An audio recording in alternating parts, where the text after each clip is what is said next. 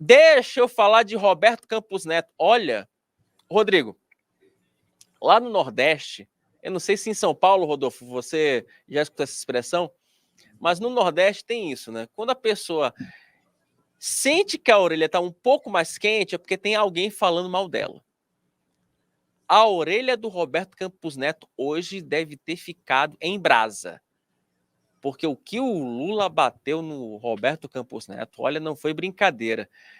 Falou de novo esse senhor, fez uma associação dele com o Tarcísio de Freitas, diz que não, porque o Tarcísio de Freitas, ele que está satisfeito com a atual política de corte de juros, que provavelmente o Roberto Campos Neto tem uma relação mais próxima com o Tarcísio, e que o Lula insinuou, né, que quem manda no Roberto Campos Neto é o Tarcísio de Freitas, o governador de São Paulo. Enfim, o Lula bateu pesado e vamos conferir pelo menos alguns trechos dessa entrevista. Matheus, coloca o primeiro trecho do Roberto Campos Neto para o comentário do nosso Rodrigo Oliveira. Eu já lidei muito tempo com o Banco Central. E o Meirelles era o meu presidente do Banco Central, e eu duvido que esse Roberto Campos tenha mais autonomia do que tinha o Meirelles. Duvido. Duvido. O que é importante saber é assim, a quem que esse rapaz é submetido. Como é que ele vai numa festa em São Paulo, sabe, quase que assumindo a candidatura a um cargo do governo de São Paulo? Cadê a autonomia dele? Então, veja, eu trato com muita seriedade. Muita seriedade. Eu vou escolher um presidente do Banco Central que seja uma pessoa que tenha compromisso com o desenvolvimento desse país, com o controle da inflação, mas que também tenha na cabeça que a gente não tem só que pensar no controle da inflação, nós temos que pensar também numa meta de crescimento. E aí, Rodrigo Oliveira, nunca teve um presidente de Banco Central tão independente quanto o atual? O Meirelles era, de fato, mais independente do que o Roberto Campos Neto? O mais independente dos independentes, né? Sem dependência e sendo independente. Então, independência ou morte? O Lula tem esse jogo de palavras, né? O Meirelles não era independente, mas era, né? O Meirelles sempre pôde trabalhar do jeito que queria, mas o Lula, no meio da confusão lá, trocou a diretoria toda do Banco Central, manteve o presidente, mas a diretoria toda ele trocou. Quer dizer, muito independente, mas não troppo, né? Como estava na Itália, agora vou até gastar o meu italianês aqui. É muito independente, mas não tanto assim, né? O Lula tem essa conversa desde o começo, dessa história, o malvado favorito do Lula é o Roberto Campos Neto, obviamente, né? Houve alguma coisa nesse... Parece pessoal, e eu imagino que seja pessoal, e a gente vai descobrir que é pessoal daqui a um tempo, porque o Haddad já andou falando sobre isso, lá no comecinho, falou que estava na primeira reunião entre Lula e Roberto Campos Neto, e que foi meio estranho. Então, imagino que o Roberto Campos Neto deve ter dado uma resposta pouco meio atravessada para o Lula. O Lula está com isso engasgado até hoje, porque, afinal de contas, como não gostar de Luiz Inácio Lula da Silva, né? Como não gostar desta pessoa magnânima, megalomaníaca, universal, galáctica, né? Ele não consegue conviver com isso. Ele fica com raiva e aí fica batendo no Roberto Campos Neto. Dito isso, agora eu vou abrir um parênteses aqui, para quem diz que eu só falo mal do Lula, atenção, coloquem para gravar este momento. O Lula está coberto de razão quando diz que o Roberto Campos Neto está errado na postura dele de ficar indo a jantar na casa do Tarcísio de Freitas. E tá. Ele compromete toda a autonomia, assim como ele, ministros da Fazenda, ministros de outros ministérios, ministros do STF, não tem que estar tendo encontro com político nenhum. Em lugar nenhum, a menos que sejam eventos oficiais. Ele compromete, sim, a independência, a autonomia do Banco Central quando ele faz esse tipo de coisa e dá margem, não estou dizendo que está fazendo ou que não está, mas dá margem para esse tipo de acusação que o Lula fez. Depois compara ele com o Moro, e aí vai dizer, olha, tá vendo, o Moro estava errado lá, depois virou ministro da Justiça, né? Porque não pode ser isso. Você tem que ser primeiro ministro do STF e depois ministro da Justiça. Isso é que está errado, né? Você não pode ser ministro da Justiça para depois ser ministro do STF. Isso não pode. O Lula já mostrou como é que funciona. Você está lá no STF, aí você ajuda o governo Lula ou não, e aí vai para o Ministério da Justiça. Parece que isso aconteceu aí em algum lugar. Mas o Lula tem essa coisa. Ele fala uma coisa, faz outra, fala uma coisa, faz outra. Então critica que o Moro vai para o governo e depois tenta trocar lá por um cargo no STF, mas ele próprio trouxe um ministro do STF que, casualmente, coincidentemente, acabou colocando aí algumas matérias, votando algumas matérias, concedendo liminar em outras que favoreceram o governo e depois foi parar lá no Ministério da Justiça. Agora, quando o Lula fala que o Roberto Campos Neto está errado quando vai para eventos aí do Tarcísio de Freitas, na minha modestíssima opinião, o Lula está coberto de razão. Roberto Campos Neto não deveria estar participando desse tipo de coisa. Mas era uma homenagem ao presidente do Banco Central. Amigo, vai ser depois que você largar. Esse é o ônus da independência. Ser independente exige que você haja de forma independente. Agora, o resto é falação do Lula, como sempre, né? Aquela coisa, ele fala de uma coisa, ele é aquilo que a gente falava ontem, anteontem, sei lá quando, o Lula tenta ser oposição e situação ao mesmo tempo, né? Esse negócio do aborto é assim, depois ele fala da taxa da blusinha, também ele é contra, mas vai sancionar. Então, ele é contra, mas ele faz, ou ele é a favor e aí ele não faz. Então, não dá para confiar muito no que o Lula fala, né? A gente tem que esperar para ver o que ele vai fazer. Ele fala que é a favor do corte de despesa, mas não quer cortar despesa nenhuma. Então, essa coisa meio deslocada, nosso presidente da República, tirando esse momento aí do Roberto Campos Neto, que eu acho que ele estava com razão. Mas tem muita disfarçatez do presidente da República, né? Inclusive, vamos abordar isso nesse programa. Ô, Matheus, coloca, por gentileza, o trecho em que o presidente Lula fala sobre o RCN.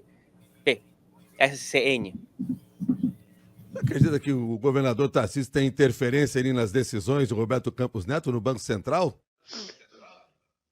Olha, eu, sinceramente, tem mais do que eu. Porque, veja, não é que ele encontrou com o Tarcísio numa festa. A festa foi do Tarcísio para ele. Foi uma homenagem que o governo de São Paulo fez para ele. Certamente porque o governador de São Paulo está achando maravilhosa a taxa de juros de 11,25. Ou de 10,50. Realmente está achando maravilhoso. Então, quando ele se autolança a um cargo, eu fico imaginando, nós vamos repetir o Moro? O presidente do Banco Central está disposto a fazer o mesmo papel que o Moro fez? O paladino da justiça, com o rabo preso a compromissos políticos?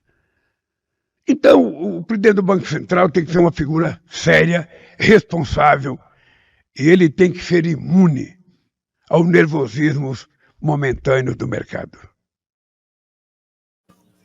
Agora, deixa eu dar uma de advogado do diabo aqui no ar, porque eu gosto da treta, né? Fazendo aqui uma equivalência. Ok, o Lula foi lá, recebeu uma homenagem no Tarcísio de Freitas, mas é bom lembrar, né, Rodrigo, que no final do ano passado, o presidente Lula recebeu vários ministros, inclusive o Roberto Campos Neto. E na época, falei, Roberto Campos não deveria ter ido. Não é papel do presidente do Banco Central independente. Inclusive isso, né? Ele foi no churrasco com o presidente Lula no final do ano passado. E aí a pergunta que eu faço é o seguinte, mas não para você, mas mais para o presidente Lula. Quer dizer que o fato do Roberto Campos Neto ter ido no churrasco significa necessariamente que você, Lula, interferiu na taxa de juros nas reuniões seguintes do Copom? Fica a pergunta no ar. Rodrigo Oliveira. Vou deixar o Rodolfo falar. Deixa eu falar, então. Deixa eu falar um pouco. Eu quero entrar porque eu acho assim. Primeiro, para destacar que o Lula faz uma comparação com o Moro, que ela não é propriamente adequada, né? Porque assim, ele fala, vamos repetir o Moro como? Repetir como? O Moro deixou a operação e aí se juntou ao governo Bolsonaro. Aí, o que a oposição, naquele momento, fez com isso, aí o Moro não tem o que fazer. Falar, olha aí, tá vendo? Como ele se juntou ao Bolsonaro é porque ele queria... Aí outra história. Né? O Moro, enquanto esteve conduzindo a operação, ele não fez esse movimento, nenhum movimento político, né? Como pode-se dizer que o Campos Neto está fazendo. Aí outra coisa, ele mencionou o Meirelles. O Meirelles foi candidato à presidência. Ele foi político depois e queria ser antes, né? E assim, e aí como é que fica? A questão para mim é a seguinte: o Lula, como a gente apontou em várias notas no site, chamo todo mundo para ir ver lá.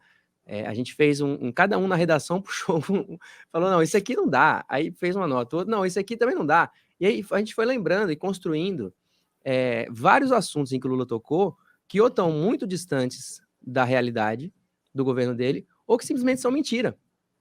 Ele falou coisas que não são verdade. E são vários assuntos. O aborto é uma delas. O Wilson destacou a questão dos incentivos, né, para a indústria automobilística, que ele fingiu que não governou o país já, e que fez a mesma coisa que ele está criticando agora. Né? Só que ele disse que na época que a gente fez desoneração, a gente cobrava algo em troca, mas a indústria nunca deu nada em troca. Assim, tinha que garantir emprego e tal, nunca teve isso. E aí ele fantasia e projeta uma realidade que não existe. Fez o mesmo com a saidinha, né? Ficou valente agora. Eu vetei a saidinha. Não sei nem se a gente vai botar esse trecho aí. Se a gente for fazer, se for botar algum trecho, você me avisa que a gente colocar o trecho. Não, segura um pouquinho, porque eu separei o trecho da brusinha para a gente comentar com o Rodrigo, depois vamos entrar na questão da saidinha sobre esse caso. E deixa eu só, bota o post no ar. Vai lá, Rodrigo Oliveira. Não, só porque o Rodolfo falou um negócio que eu esqueci, rapaz, foi muito bom. Esse que você lembrou também, que é esse lance dos incentivos da indústria automobilística. Olha, se a gente lembrar, ano passado, o Alckmin comemorou um incentivo à indústria automobilística para carro popular. Vocês lembram? O carro popular de 120 mil reais, né? Para favorecer o pobre, para favorecer o mais pobre do Brasil. O próprio Mover, né, Rodrigo? O próprio programa Mover, que originou a taxa das blusinhas, é um incentivo fiscal. Exato. Não, mas esse 1,5 bilhão e ainda. E aí o governo, óbvio, está dando dinheiro para a indústria automobilística, mas esse é um governo que cobra contrapartida. A contrapartida foi um monte de demissão na GM de São José dos Campos. Logo em seguida, durante a vigência do benefício e depois. Quer dizer, é muita disfarçatez, é muita cara de pau ir a público falar um monte de coisa desse, como se a população brasileira fosse completamente idiota. Porque não é possível um negócio desse. Não tem... como o Rodolfo falou, tem coisa que não é verdade e tem coisa que é mentira do que ele falou. Basicamente isso. Traz para cá. Não, mas é isso.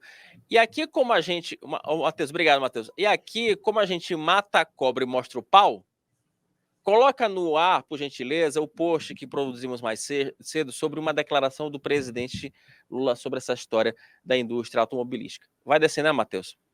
Por gentileza. Tem até foto, né, Wilson? Tem até foto. Não, eu gosto dessa foto aí porque tá aí o Emerson Fittipaldi com algum resto de cabelo e o Lula com algum tipo de sanidade mental. Pode descer um pouco, Matheus, porque a frase que o Lula falou sobre a indústria automobilística foi essa. A indústria automobilística fazia 40 anos, traz para cá, Matheus, 40 anos que não fazia investimentos nesse país, 40. Vamos lá. Você, amigo espectador, você, amigo que nos escuta aqui no meio de Brasília. Vamos fazer uma conta simples. Estamos em que ano? 2024. Menos 10 anos, 2014. Menos 20 anos, 2004. Menos 30 anos, 94. Menos 40 anos, 84. Foi o presidente da República que disse que o Brasil não recebia incentivos, que a indústria automobilística não tinha investimentos desde 84, há 40 anos. Você não precisa nem ir muito longe. Só no final, na reta final do governo Lula 2, foram aproximadamente... Pode descer um pouquinho, Matheus? A gente registra isso no post. Houve investimento no Brasil da ordem de 20 bilhões de dólares. Hoje seria aproximadamente 108 bilhões. Eu estou falando de fábrica da Ford lá na Bahia, estou falando de fábrica da Hyundai lá em Goiás, ou seja, naquela época o governo federal já se, né, vangloriava que agora com um governo honesto, com um governo sem corrupção, com um governo que deixa as contas em dia, estamos conseguindo trazer investimentos. E aí, ô cara pálida, esqueceu o que você fez há 20 anos? Você O camarada pegar vive falando que o governo Lula 1 e Lula 2 era a maravilha, era a 7ª maravilha do mundo, e agora esqueceu? Não vale mais nada, Rodrigo Oliveira? Não, se você pegar semana passada, o TCU soltou um relatório aprovando as contas do governo Lula, mas chamando atenção para 32 propostas aprovadas de benefícios fiscais. Ano passado. Não, o Lula não estava preso, não estava passeando.